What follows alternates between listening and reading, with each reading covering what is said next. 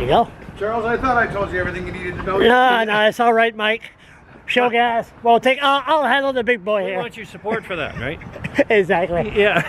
We were alone. Oh, this is better? Yeah. No need call. No nothing. There you go. There's too much wind. Okay, so I apologize. By the way, yesterday I thought that was good. You faced the protesters.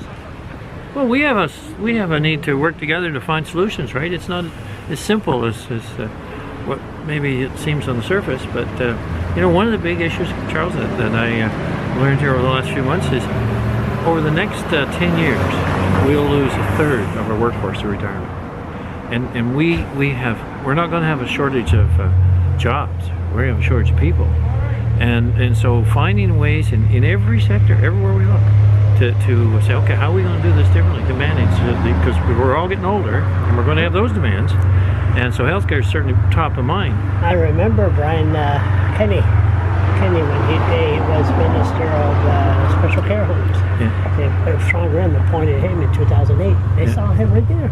Yeah. And I said, Minister, congratulations. He has eyes this big. Charles, I don't know what we're going to do when we get older. The money, you should see the money. This was 2008. Yeah, exactly. And so here we are, kicking the same ball down the road. And what I'm saying to the group, because I value the work, everybody does, that's not the issue. It's saying, okay, we changed the rules here midstream, right? And what's ironic here in the House is that the Liberals are now saying, okay, well, why didn't you deal with this? Well, they've been dealing with it for 21 months. And now all of a sudden they're standing across the hall. Now, great respect. I believe there's a reason for everything, and I was going to turn around, and I said, okay, cut off. I was going to ask you, great respect, you're the Premier. I was going to say, what are you, some kind of a nut?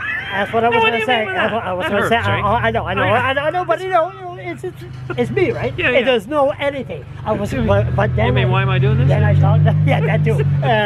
But you got a minority. When the majority, you'll be the tongue. No, seriously, Dorothy Shepherd, I talked to her, and she told me, I thought, welfare, cut food from little babies and give the language commissioner more money. But we didn't. And that's the reason I was. Did she explain all that to you? She said there's no. No, there isn't. So what? So they're trying to make us, because they're trying to find something. Because what they couldn't figure out, Charles, is that there's no mystery here into how we balance the budget.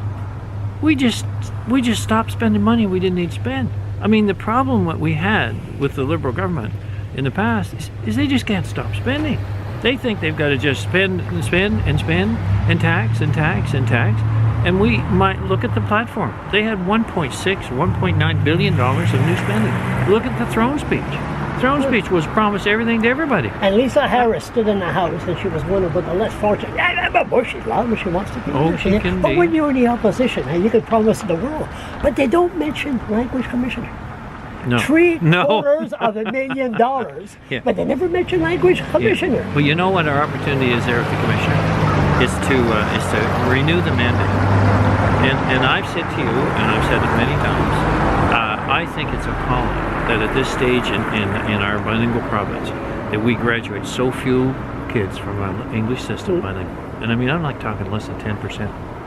And that's disgusting, right? It is. And what I've learned over this while for me is that what people are learning is a social skill. Like they're learning everyday issues around learning a second language. And what we're teaching is math and science and chemistry and physics. How much fun is that? And we need a complete review. One more thing. I saw in the House, and me, I've been around for a long time. Too long. Don't answer that. But anyway, you were thinking about it. Shit. But I can't call it black. Exactly. How does that work? Can't call it kill. How's that? I remember when it was so hot in there in the spring, people had to get out because people were still in there when it was hot. There's no air conditioning inside the legislature. No. Now, this time last year, the Liberals shut down the House. I couldn't believe it. This time last year. They did. Yes, and it was so early. Look, there was snow around. They shut her down. They didn't want the issue to be brought up. They thought they were going to sneak one over New Brunswickers. So we're going to stay here for another 5 weeks.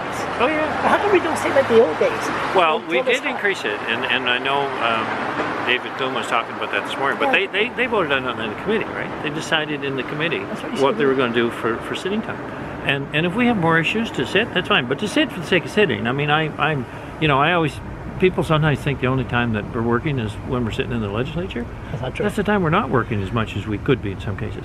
But there is a powerful system that we need to respect and make the rules and vote on it in the legislature. So it has a key role. I'm not suggesting otherwise. Heavens, I couldn't.